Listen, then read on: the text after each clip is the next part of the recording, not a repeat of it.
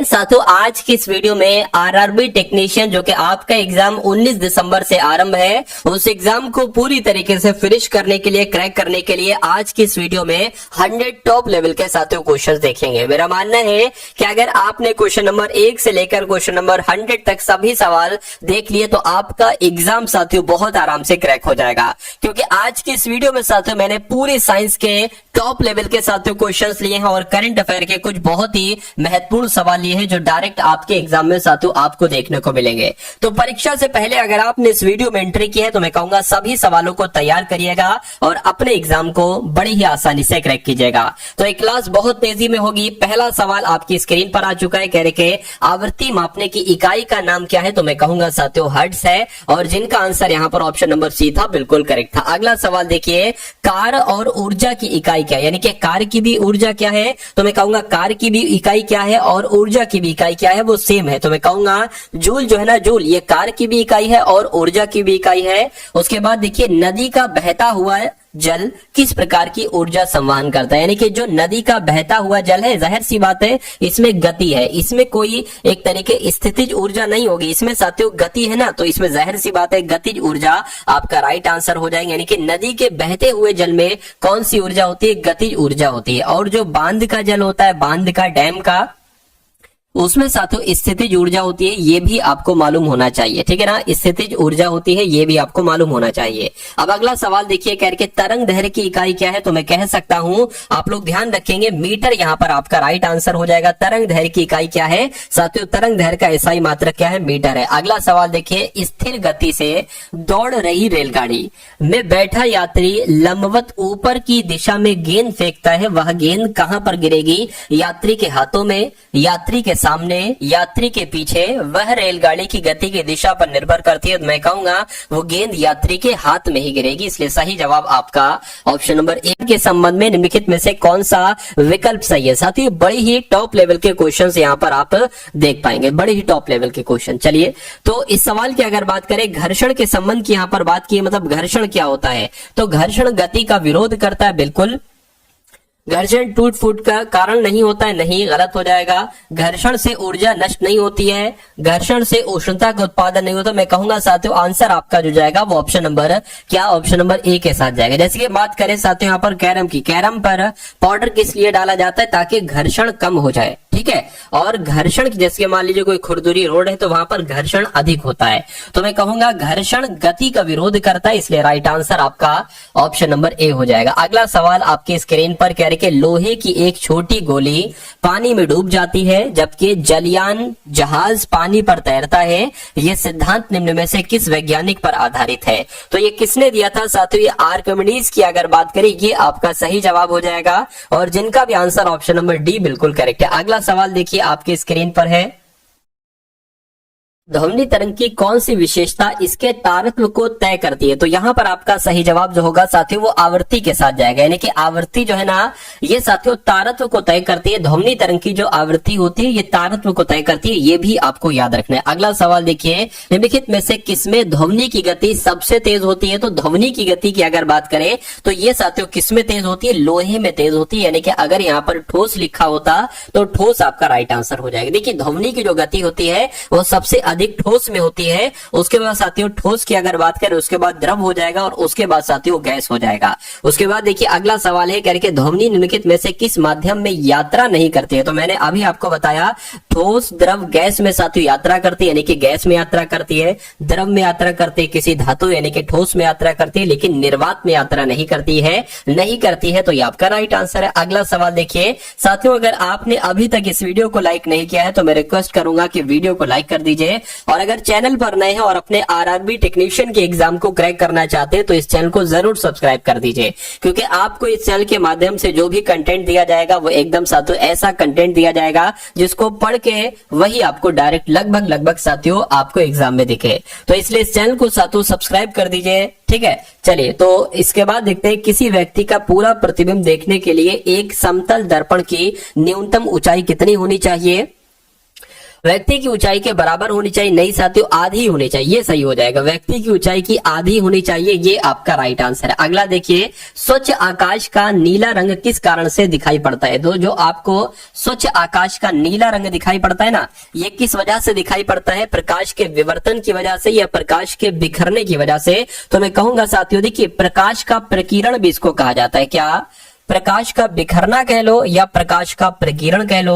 तो अगर आपके एग्जाम में सवाल आए कि स्वच्छ आकाश का नीला रंग क्यों दिखाई पड़ता है, तो प्रकाश के प्रकीर्ण की वजह से ये हो जाएगा, या इसको ये कह लो प्रकाश के बिखरने की वजह से। तो जिनका आंसर ऑप्शन नंबर बी था, बिल्कुल करेक्ट था। अगला सवाल देखिए, ओम के नियम के अनुसार निम्नलिखित में से कौन सा समीकरण सही है, बताइए। तो मैं कहूंगा साथियों, आर बराबर वी बटे आई होता है। क्या? आर बराबर वी बटे आई होता है। तो कैसा कहां पर लिखा हुआ है? ऐसा ऑप्शन नंबर बी में लिखा हुआ है। उसके बाद देखिए नेक्स्ट नंबर का साथियों सवाल आपकी स्क्रीन पर है। इस सवाल को साथियों देखिए और फटाफट मुझे आंसर आप लोग बता दीजिए। क्या आपसे यहाँ पर साथियों पूछा जा रहा है, कह रहे कि बिजली का प्रवाह सर्किट में कब होता है? तो बिजली का प्रवाह सर्किट में कब होता है? स्विच चालू होने पर, स्विच बंद होने पर, स्विच बंद या चालू होने पर, इनमें से कोई वोल्टेज नहीं, बताइए। चलिए, तो मैं कहूंगा साथियों स्विच बंद होने पर, ये आपका राइट आंसर हो जाएगा, क्योंकि नॉर्मली अगर बात करें स्विच ऑन होने पर परिपथ बंद हो जाता है और धारा प्रवाह होने लगती है, ठीक है ना। उसके बाद देखिए, डायनेमो ऊर्जा परिवर्तित करते हैं, यानी कि डायनेमो की अगर हम बात करते हैं तो ये यांत्रिक ऊर्जा को विद्युत ऊर्जा में बदलती है। क्या? डायनेमो। इसलिए आंसर आपका जो जाएगा वो ऑप्शन नंबर सी के साथ जाएगा। विद्युत प्रतिरोध को मापने के लिए निम्नलिखित में से किस उपकरण का इस्तेमाल किया जाता है? तो मैं कहूंगा साथियों ओम मीटर का इस्तेमाल किया जाता है। राइट आंसर आपका जाएगा ऑप्शन नंबर ए के साथ। अगर आपसे एमीटर के बारे में पूछा जाए तो ये विद्युत धारा को मापने वाला यंत्र है, ठीक है ना। अगर गैल्वेनोमीटर के बारे में आपसे पूछा जाए तो ये विद्युत परिपथ में जो विद्युत धारा की जो उपस्थिति ये बताता है गैल्वेनोमीटर। और वोल्ट मीटर की अगर बात करें तो ये दो बिंदुओं के बीच विभवांतर को चेक करता है, ये आपका वोल्ट मीटर। और अमीटर मैंने आपको बता ही दिया है, सॉरी ओम मीटर मैंने आपको बता ही दिया है। अगला सवाल देखिए, एसी को डीसी यानी कि प्रत्यावर्ती धारा को दिष्ट धारा में परिवर्तित करने के लिए किस उपकरण का इस्तेमाल किया जाता है? तो मैं कहूंगा रेक्टिफायर का इस्तेमाल किया जाता है। आंसर आपका जाएगा डी के साथ।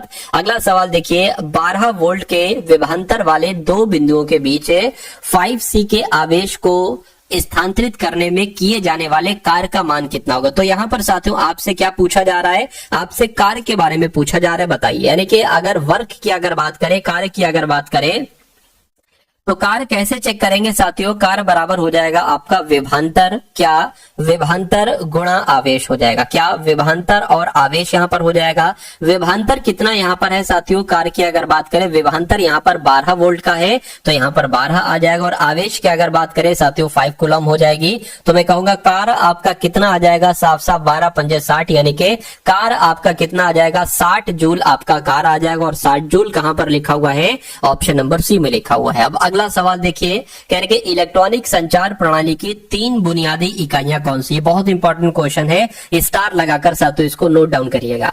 तो कहा जा रहा है इलेक्ट्रॉनिक संचार प्रणाली की ट्रांसमीटर, ट्रांसमिशन चैनल और रिसीवर। ये बिल्कुल सही जवाब हो जाएगा। आपको मालूम होना चाहिए कि इलेक्ट्रॉनिक संचार प्रणाली की 3 बुनियादी इकाइयां ट्रांसमीटर है और ट्रांसमिशन चैनल है और रिसीवर है। अब उसके बाद देखिए नेक्स्ट नंबर का सवाल है, कह रहे कि किसी बस की चाल बढ़ने पर ही रोशनी का बढ़ना ये किस स्थिति को दर्शाता है? तो ये किस स्थिति को दर्शाता है? ये कमजोर बैटरी को दर्शाता है। अगर आपको मान लो कहीं पर रोशनी ज्यादा आपको चाहिए हो तो आप एकदम क्या एक्सीलेटर खींच देते हो, ठीक है। तो ये कमजोर बैटरी का एक तरीके से संकेत है। अगला सवाल देखिए, प्रत्यावर्ती धारा यानी कि एसी को एक दिश धारा यानी कि डीसी किसके प्रयोग के जरिए परिवर्तित किया जा सकता है? तो मैं कहूंगा साथियों दिष्टकारी, जिसको रेक्टिफायर कहा जाता है, इसके द्वारा परिवर्तित किया जाता है। यानी कि अगर एसी को डीसी में बदलना हो तो किसका इस्तेमाल किया जाएगा? रेक्टिफायर का, जिसको हिंदी में कहते हैं दिष्टकारी का। अगला देखिए, रासायनिक ऊर्जा को विद्युत ऊर्जा में रूपांतरित किसके द्वारा किया जाएगा? तो अगर बात करते हैं साथियों संचायक सेल की, तो यहां पर आप लोग ध्यान रखेंगे साथियों कि जो रासायनिक ऊर्जा है इसको विद्युत ऊर्जा में जो बदला जाता है वो संचायक सेल के माध्यम से बदला जा सकता है। अब अगला सवाल देखिए, ये भी बहुत इंपॉर्टेंट है, कह रहे कि सही मिलान को पहचान करिए। सही मिलान की अगर बात करें तो क्या आपका यहाँ पर साथियों सही जवाब हो पाएगा, बताइए। देखिए अगर यहाँ पर हम लोग बात करें माइक्रोवेव ओवन, माइक्रोवेव ओवन की अगर बात करें, इसका आविष्कार किसने किया? पर्सी स्पेंसर ने किया, ये बिल्कुल सही हो जाएगा। ट्रांसफार्मर का आविष्कार की अगर बात करें तो माइकल फैराडे ने किया। किसने किया साथियों? माइकल फैराडे के द्वारा तो ट्रांसफार्मर का आविष्कार किया गया, तो ये गलत हो जाएगा। बैटरी की जब हम बात करते हैं तो साथियों वोल्टा ने इसका आविष्कार किया। बैटरी का आविष्कार किसने किया? वोल्टा ने किया, ये भी गलत हो जाएगा, ये जो मिलान लगा हुआ है। वर्नियर कैलिपर की अगर हम बात करते हैं तो साथियों वर्नियर, क्या इनका नाम था? Pierre vernier. क्या साथियों? Pierre vernier. पियरे वर्नियर ने ही किसका आविष्कार किया था? वर्नियर कैलिपर का आविष्कार किया था। मैं कहूंगा ये नीचे वाले 3 तो गलत हो जाएंगे, ऊपर वाला ए सही हो जाएगा। ए सही हो जाएगा तो यही आपका सही जवाब हो जाएगा। अगला देखिए, भारी जल की खोज किसके द्वारा की गई?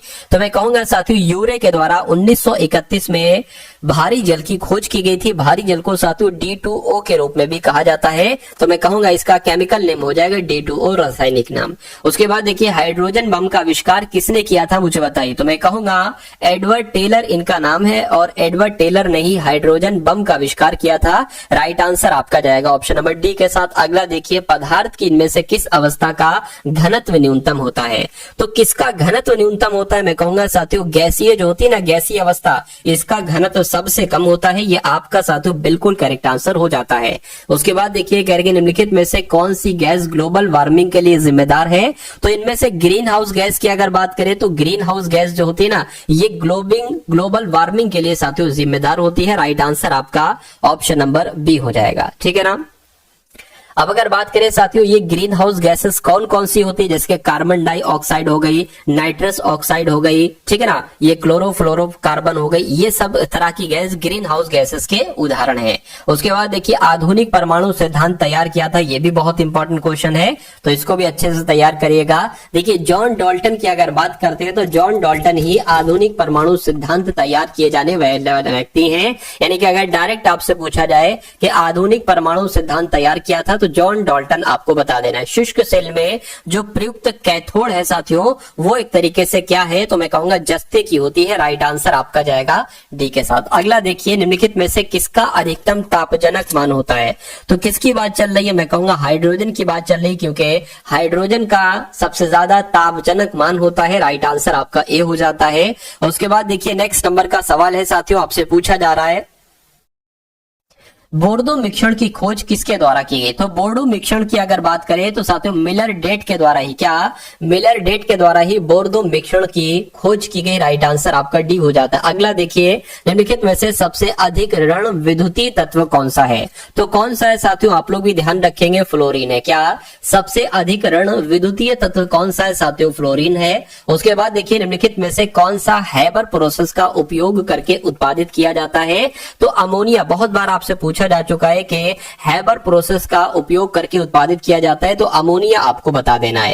निम्नलिखित में से कौन सा पदार्थ समुद्री जल से निकाली गई है? यानी कि कौन सा पदार्थ समुद्री जल से निकाला गया है? तो मैं कहूंगा अगर ब्रोमीन की अगर बात करें तो इसको साथियों समुद्र के जल से निकाला जाता है। अगला देखिए कि हीरा तथा ग्रेफाइट में समान है, यानी कि हीरा और ग्रेफाइट का जो परमाणु भार होता है ना साथियों, वो इक्वल होता है, वो समान होता है, इसलिए राइट आंसर आपका जाएगा डी के साथ। अगला देखिए, सीसा पेंसिल में प्रयुक्त तत्व है, तो सीसे में और पेंसिल में कौन से तत्व का इस्तेमाल किया जाता है? मैं कहूंगा साथियों किसका इस्तेमाल किया जाता है, बताइए।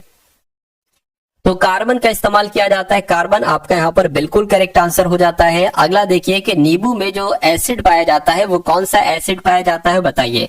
तो साइट्रिक एसिड पाया जाता है। नींबू की अगर बात करें साइट्रिक एसिड पाया जाता है, ठीक है ना। लैक्टिक अम्ल की अगर बात करें, लैक्टिक एसिड की अगर बात करें तो ये किस में पाया जाता है? ये दूध में पाया जाता है। किसमें साथियों? दूध में। और मौलिक अम्ल की अगर बात करते हैं साथियों, ये सेब में पाया जाता है। किसमें पाया जाता है? सेब में पाया जाता है। और टार्ट्रिक एसिड की अगर बात करें तो ये इमली में पाया जाता है। कहां पर साथियों? इमली में। तो ये चारों आप लोग ध्यान रखेंगे, यहां से एक सवाल आपका बन सकता है। अगला देखिए, इनमें से किस प्रकार के कोयले में सबसे अधिक कार्बन सामग्री होती है?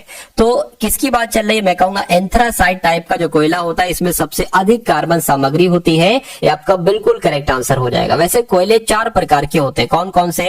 बिटुमिनस हो गया, लिग्नाइट हो गया, पीट हो गया और एंथ्रासाइट हो गया। 4 प्रकार के होते हैं। जो सबसे कोयले की उत्तम किस्म कहलाई जाती है वो एंथ्रासाइट ही साथियों कहलाई जाती है, ठीक है ना। चलिए उसके बाद देखिए अगला सवाल है, किस उद्देश्य से पोटेशियम ब्रोमाइड का उपयोग किया जाता है? तो क्यों किया जाता है? फोटोग्राफी के लिए किया जाता है। किसका इस्तेमाल? पोटेशियम ब्रोमाइड का इस्तेमाल। अब अगला देखिए उसके बाद, प्लास्टर ऑफ पेरिस में क्या सल्फेट का एक महीन सफेद पाउडर होता है? किसकी बात चल रही है? मैं कहूंगा कैल्शियम की बात चल रही है। यानी कि प्लास्टर ऑफ पेरिस में कैल्शियम सल्फेट का एक महीन सफेद पाउडर होता है। कैल्शियम सल्फेट निर्जल इस रूप में जाना जाता है। किस रूप में जाना जाता है? जिप्सम के रूप में जाना जाता है। राइट आंसर आपका ऑप्शन नंबर बी हो जाता है। अगला देखिए, अगला सवाल है, कहने के साथियों, क्वार्ट्ज क्रिस्टल जो सामान्यतः क्वार्ट्ज घड़ियां आदि में प्रयुक्त होता है, रासायनिक रूप से सोडियम सिलिकेट है? नहीं।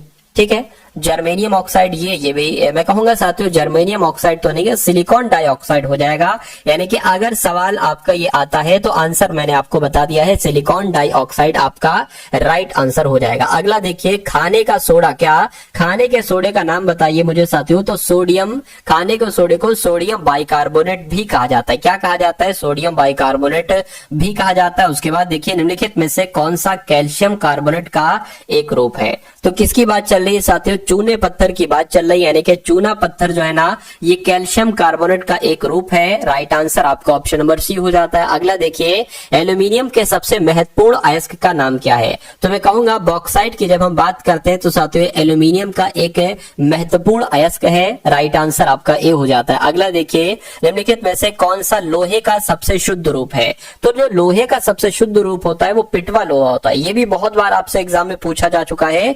तो इसको साथियों रोट आयरन भी कहा जाता है। ये सबसे शुद्ध रूप होता है साथियों लोहे का, पिटवा लोहा इसका राइट आंसर हो जाता है। उसके बाद देखिए नेक्स्ट नंबर का सवाल है, कह रहे भोजन में रसायन किस उद्देश्य से मिलाया जाता है? तो उसके संरक्षण के लिए मिलाया जाता है। क्या भोजन के संरक्षण के उद्देश्य से साथियों उसमें रसायन मिलाया जाता है? राइट आंसर आपका सी के साथ है। अगला देखिए, निम्नलिखित में से कौन सा कीमती पत्थर एक तत्व से बना है और एक यौगिक नहीं है? बताइए। तो मैं कहूंगा हीरा आपका यहाँ पर सही जवाब हो जाएगा। क्या कि एक ये कीमती पत्थर है जो एक तत्व है और ये एक यौगिक नहीं है। चलिए अगला देखिए, प्राकृतिक रबर के बारे में निम्नलिखित में से कौन सा कथन सही है? बताइए। तो प्राकृतिक रबर के बारे में, क्या ये एक प्राकृतिक बहुलक है? बिल्कुल साथियों, प्राकृतिक रबर एक प्राकृतिक बहुलक है और इसमें लोचदार गुण होते हैं। ये बात भी बिल्कुल सही है। कृत्रिम बहुलक नहीं है। ठीक है, ये सिर्फ बहुलक कहा गया, ये भी नहीं है। ठीक है, प्राकृतिक बहुलक तो है लेकिन इसमें लोचदार गुण नहीं होता, ऐसा भी नहीं है। मैं कहूंगा इसमें लोचदार गुण होते हैं और ये एक प्राकृतिक बहुलक है। प्राकृतिक रबर के बारे में कौन सा कथन सही है? तो ऑप्शन नंबर ए वाला कथन सही है। अगला देखिए, प्रोटीन्स छोटे बिल्डिंग ब्लॉक से बने होते हैं जिन्हें किस नाम से जाना जाता है? तो जिनको अमीनो एसिड के नाम से जाना जाता है। किस नाम से जाना जाता है साथियों? अमीनो एसिड के नाम से जाना जाता है। ये आपको याद रखना है। आंसर आपका जाएगा ऑप्शन नंबर सी के साथ। अगला देखिए, निम्नलिखित में से कौन सा शब्द रेशम के कीड़े के वाणिज्यिक पालन को संदर्भित करता है? तो किसकी बात चल रही है साथियों? सेरिकल्चर की बात चल रही है। आपको मालूम होना चाहिए साथियों, रेशम के कीड़े के पालन को एक तरीके से कहीं ना कहीं सेरिकल्चर कहा जाता है। तो जिनका आंसर यहाँ पर ऑप्शन नंबर साथियों क्या बी के साथ है, बिल्कुल करेक्ट है। चलिए, और सेरिकल्चर को हिंदी में क्या कहा जाता है साथियों? रेशम कीट पालन कहा जाता है। क्या कहा जाता है? रेशम कीट पालन कहा जाता है। ये भी आपको मालूम होना चाहिए। अब अगला सवाल देखिए, कह रहे कि निम्नलिखित में से कौन सा पुरुषों की तुलना में महिलाओं में बहुत कम होता है? क्या ऐसी चीज है साथियों? बताइए। मतलब कौन सा रोग जो होता है पुरुषों की तुलना में महिलाओं में बहुत कम होता है? निकट दृष्टि दोष, किडनी में पथरी, ब्रेन ट्यूमर, वर्णनता। मतलब जो कलर ब्लाइंडनेस होती है ना साथियों, ये रोग जो है ये पुरुषों की तुलना में महिलाओं में बहुत कम होता है। यानी कि ज्यादातर पुरुषों में होता है, महिलाओं में कम तौर पर होता है। उसके बाद देखिए, पर्याप्त मात्रा में कार्बोहाइड्रेट प्राप्त करने के लिए व्यक्ति को पर्याप्त मात्रा में मांस खाना चाहिए, चावल खाना चाहिए, गाजर खाना चाहिए या साथियों मछली खाना चाहिए? तो मैं कहूंगा चावल आपका यहाँ पर राइट आंसर हो जाएगा। कार्बोहाइड्रेट की भरपूर मात्रा आपको मिल जाएगी चावल से। उसके बाद देखिए, हाइपोक्सीमिया क्या है? ये आपसे एक बार पूछा जा चुका है। ठीक है, कई बार आपसे पूछा जा चुका है सवाल कि हाइपोक्सीमिया क्या है? तो मैं कहूंगा रक्त में ऑक्सीजन के निम्न स्तर को क्या कहा जाता है? हाइपोक्सीमिया कहा जाता है। सही जवाब आपका ए के साथ जाएगा। निम्नलिखित पशुओं में से कौन सा पशु स्तनपायी प्राणी का समूह नहीं है?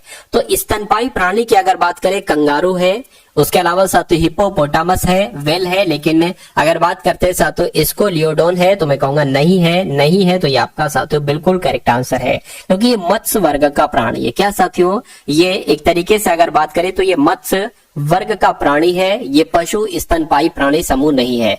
उसके बाद देखिए मकड़ी में श्वसन अंग कौन सा है, तो जो एक तरीके से बुक लंग्स की अगर बात करते हैं तो यही मकड़ी का श्वसन अंग है, यहीं से वो सांस लेती है, बुक्स लंग्स इसका राइट आंसर हो जाता है। किस रक्त समूह को सार्वत्रिक दाता कहा जाता है, तो यहाँ पर अगर बात करें साथियों जो आपका ब्लड ग्रुप ओ होता है इसको क्या कहा जाता है, सार्वत्रिक दाता कहा जाता है। रक्त समूह की खोज 1900 में लैंडस्टीनर के द्वारा की गई थी, ये भी आपको साथियों मालूम होना चाहिए। चलिए भाई, उसके बाद देखिए कह रहे कि लाल रक्त दिखाई देने का कारण क्या है, तो लाल रक्त दिखाई देने यानी कि जो रक्त होता है रक्त ये रेड कलर का दिखाई देता है, क्यों, क्योंकि हीमोग्लोबिन की वजह से दिखाई देता है। ये आपको ध्यान रखना है, हीमोग्लोबिन लाल रक्त कोशिकाओं का अंदर का एक प्रोटीन है, ये निम्नलिखित में से किसका वहन करता है, तो किसका वहन करता है, मैं कहूंगा ऑक्सीजन का वहन के भाग की पहचान करें जो श्वसन प्रक्रिया से संबंधित नहीं है, बताइए। तो वायु कोशिका है, उसके अलावा सूक्ष्म श्वास नली भी है, लेकिन केशिकास्तवक की अगर बात करें ये नहीं है, और फुफ्फुस आवरण भी है। तो मैं कहूंगा इस सवाल का जवाब आपका जो जाएगा वो किस ऑप्शन के साथ जाएगा, वो ऑप्शन नंबर सी के साथ जाएगा। अब उसके बाद देख लीजिए नेक्स्ट नंबर का साथियों सवाल है आपकी स्क्रीन पर। उसके बाद देखिए फेफड़ों की बाहरी आवरण परत को साथियों क्या कहा जाता है, तो यहाँ पर आप लोग ध्यान रखें उसको फुफ्फुस आवरण कहा जाता है। क्या कहा जाता है साथियों, फुफ्फुस आवरण कहा जाता है। अगर ये सवाल आपके एग्जाम में आएगा तो मैं चाहूंगा कि आप इसका बहुत आराम से सवालों का जवाब दे देंगे। उसके बाद देखिए निम्नलिखित में से कौन सी तंत्रिका तंत्र की मूल संरचनात्मक और क्रियात्मक इकाई है, तो यहाँ पर आपका राइट आंसर न्यूरॉन के साथ जाएगा। ये सवाल भी साथियों कई बार आपसे पूछा जा चुका है कि कौन सी तंत्रिका तंत्र की मूल संरचनात्मक और क्रियात्मक इकाई है, तो मैं कहूंगा न्यूरॉन है। उसके बाद देखिए रेटिना पर नेत्र द्वारा निर्मित प्रतिबिंब होता है, तो कैसा साथियों प्रतिबिंब होता है, मैं कहूंगा वास्तविक, उल्टा और छोटा होता है। और ऐसा कहां पर लिखा हुआ है साथियों, ऐसा ऑप्शन नंबर ए में लिखा हुआ है। अगला देखिए किस हार्मोन का उपयोग तृणनाशक के रूप में किया जाता है, तो किसकी बात चल रही, मैं कहूंगा साथियों 2,4-D की अगर हम बात करते हैं तो इस हार्मोन का उपयोग तृणनाशक के रूप में किया जाता है। राइट आंसर आपका सी के साथ जाएगा। अगला देखिए विटामिन डी की कमी से कौन सा रोग होता है, तो विटामिन डी की कमी से अगर बात करें तो ठीक है ना, ऑस्टियोमैलेशिया नामक एक रोग होता है जो कि विटामिन डी की कमी से हो जाता है। उसके बाद देखिए कह रहे कि निम्नलिखित में से कौन सा विकल्प माइक्रो न्यूट्रिएंट नहीं है, तो माइक्रो न्यूट्रिएंट नहीं है, कौन सा नहीं है, तो मैं कहूंगा लोहा, सोडियम तो है, नाइट्रोजन नहीं है। अब नहीं है तो ये आपका राइट आंसर है। अगला देखिए निम्नलिखित में से किसे कोबालामिन के नाम से जाना जाता है, तो अगर विटामिन B12 की अगर बात करते हैं, विटामिन B12 की अगर बात करते हैं तो मैं कहूंगा इसका रासायनिक नाम क्या है, कोबालामिन है। राइट आंसर आपका ए हो जाता है। उसके बाद देखिए नेक्स्ट नंबर का सवाल है आपसे पूछा जा रहा है साथियों यहाँ पर कि इनमें से कौन सा विटामिन वसा में घुलनशील नहीं है, तो वसा में साथियों क्या पूछा जा रहा है, वसा में कौन सा विटामिन घुलनशील नहीं है, ये आपको यहाँ पर बताना है। चलिए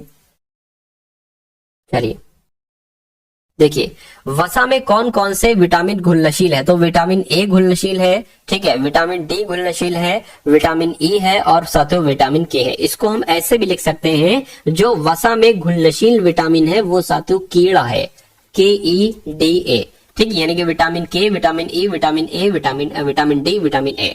अब बचे कौन कौन से विटामिन जो वो जल में घुलनशील हो जाएंगे, कौन कौन से विटामिन बचे साथियों, ठीक है, तो यहाँ पर विटामिन बी आ जाएगा और सी आ जाएगा। तो मैं कहूंगा बी और सी में से सी यहाँ पर लिखा हुआ है तो सी आपका राइट आंसर हो जाएगा। यानी कि कौन सा विटामिन वसा में घुलनशील नहीं है, तो मैं कहूंगा विटामिन सी नहीं है। उसके बाद देखिए अगला सवाल है निम्नलिखित में से कौन सही सुमेलित नहीं है, तो इनमें से कौन सा सही सुमेलित नहीं है ये आपको बताना है, बताइए। तो विटामिन सी का रासायनिक नाम क्या, एस्कार्बिक अम्ल होता है, मैं कहूंगा बिल्कुल। विटामिन B1 का रासायनिक नाम थायमिन होता है, ये भी बिल्कुल सही है। विटामिन डी की अगर बात करें, रेटिनॉल थोड़ी ना होता है साथ, विटामिन डी का रासायनिक नाम रेटिनॉल नहीं होता बल्कि क्या होता है, कैल्सीफेरॉल होता है। क्या होता है साथियों, कैल्सीफेरॉल होता है। तो मैं कहूंगा कौन सा सुमेलित नहीं है, ऑप्शन नंबर सी वाला सुमेलित नहीं है। अब नहीं है तो यही आपका राइट आंसर। उसके अलावा विटामिन के का रासायनिक नाम फिलोक्विनोन होता है। नेक्स्ट नंबर का सवाल है, कह कि हाल ही में किसे अरुणाचल थिएटर फेस्टिवल का महोत्सव राजदूत नियुक्त किया गया, तो आप देखिए 70 क्वेश्चन आप लोगों ने देख लिए यहाँ पर विज्ञान के, और अब यहाँ पर लगभग 30 क्वेश्चन आप लोग देखेंगे करंट अफेयर के। कौन से साथियों, करंट अफेयर के यहाँ पर 30 क्वेश्चन देखेंगे।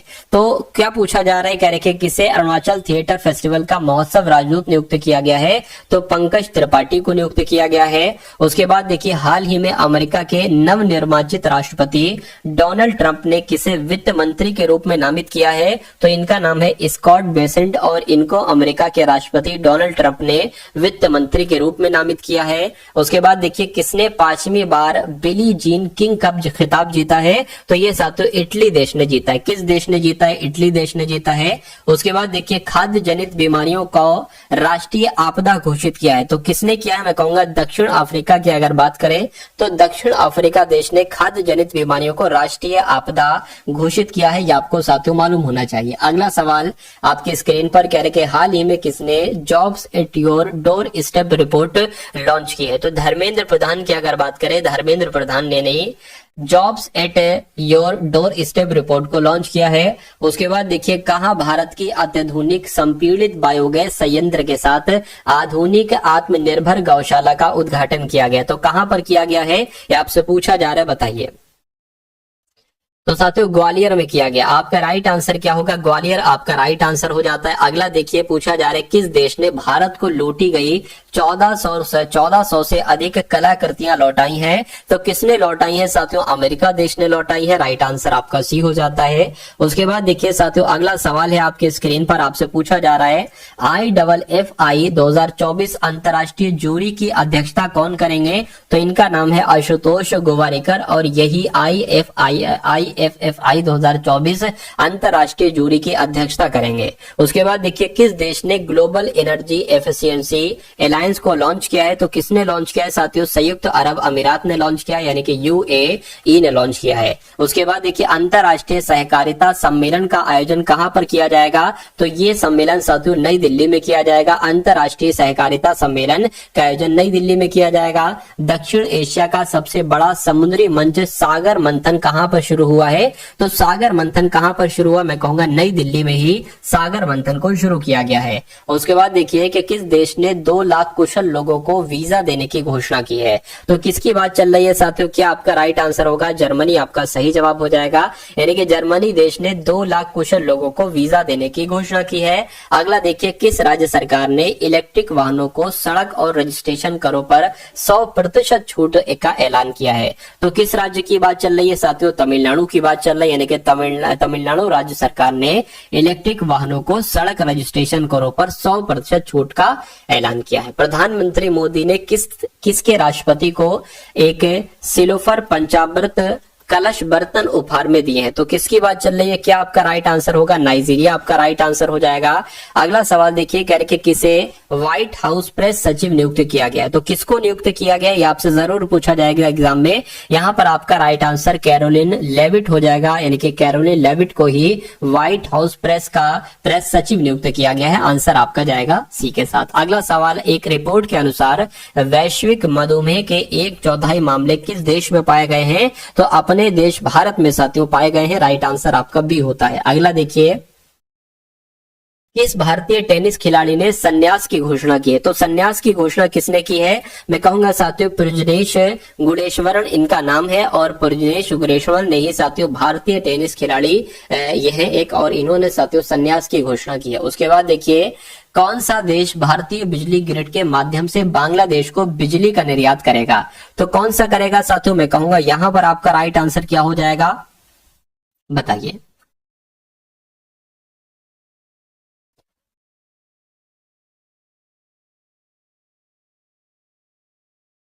तो आप लोग ध्यान रखेंगे साथियों, नेपाल आपका यहाँ पर सही जवाब हो जाएगा। यानी कि आपको याद रखना है कि जो अपना नेपाल है पड़ोसी देश, ठीक है, ये भारतीय बिजली ग्रिड के माध्यम से बांग्लादेश को बिजली का निर्यात करेगा। उसके बाद देखिए किसे दुबई स्पोर्ट्स काउंसिल का ब्रांड एम्बेसडर नियुक्त किया गया, तो मैं कहूंगा सानिया मिर्जा को किया गया है। उसके अलावा हरभजन सिंह को भी किया गया, यानी कि आंसर आपका सी हो जाता है। अगला देखिए किस राज्य के तेज गेंदबाज अंशुल कंबोज ने रणजी ट्रॉफी में एक पारी में 10 विकेट लिए हैं, तो किसकी बात चल रही है साथियों? हरियाणा राज्य के ये तेज गेंदबाज हैं। अंशुल कंबोज इनका नाम है और इन्होंने रणजी ट्रॉफी में एक पारी में 10 विकेट लिए हैं। अब अगला सवाल है साथियों आपकी स्क्रीन पर, इस सवाल को देखिए और फटाफट आप लोग बता दीजिए कि आपका सही जवाब क्या होगा। हाल ही में किस राज्य सरकार ने आय और सौर ऊर्जा परियोजनाएं स्थापित करे पहल शुरू की है? तो ये पहल साथियों किसने शुरू की है आपसे पूछा जा रहा है। मैं कहूंगा ये पहल हिमाचल प्रदेश के द्वारा शुरू की गई है, यानी कि हिमाचल प्रदेश राज्य सरकार ने आय और सौर ऊर्जा परियोजनाएं स्थापित करें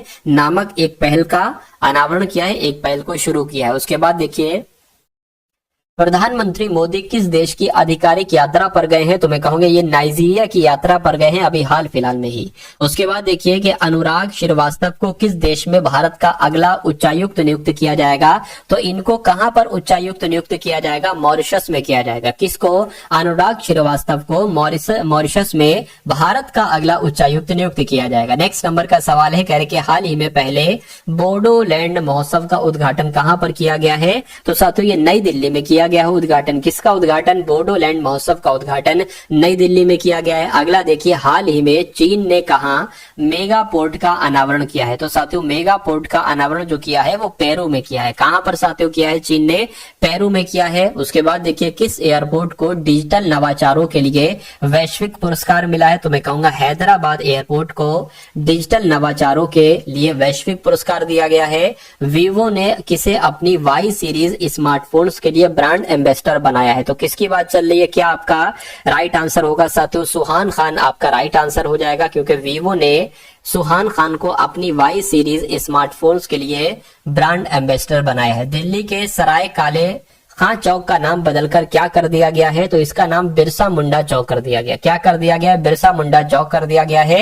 आंसर आपका जाएगा बी के साथ। उसके बाद देखिए गृह मंत्रालय ने कहा कि 6 पुलिस स्टेशनों के अधिकतर क्षेत्र को अशांत क्षेत्र घोषित किया है। तो साथियों किसकी बात चल रही है? क्या आपका राइट आंसर यहाँ पर हो सकता है? मैं कहूंगा मणिपुर आपका राइट आंसर हो जाएगा। देखिए गृह मंत्रालय ने मणिपुर के 6 पुलिस स्टेशनों के क्षेत्र को अशांत क्षेत्र घोषित कर दिया है। किसके द्वारा? पर्यावरण के अनुकूल बायोग्रेडेबल फोम बनाया गया है। तो किसकी बात चल रही है साथियों? आप लोग ध्यान रखेंगे IISc बेंगलुरु की बात चल रही है। ये आपका बिल्कुल करेक्ट आंसर हो जाता है। अगला सवाल कह रहे हैं कि कहाँ प्रसिद्ध जौल जीबी मेले का उद्घाटन किया गया है? तो ये उत्तराखंड में किया गया। कहां पर साथियों? जो जौल जीबी मेला लगा है ना, ये उत्तराखंड में लगा है। उसके बाद देखिए 15 नवंबर को किस राज्य की स्थापना दिवस मनाई जाती है? तो कहां की अगर बात करें साथियों, झारखंड आप लोग यहां पर याद रखेंगे। झारखंड आपका बिल्कुल करेक्ट आंसर हो जाता है, यानी कि 15 नवंबर को झारखंड की राज्य के स्थापना दिवस मनाया जाता है। आंसर आपका जाएगा ऑप्शन नंबर बी के साथ।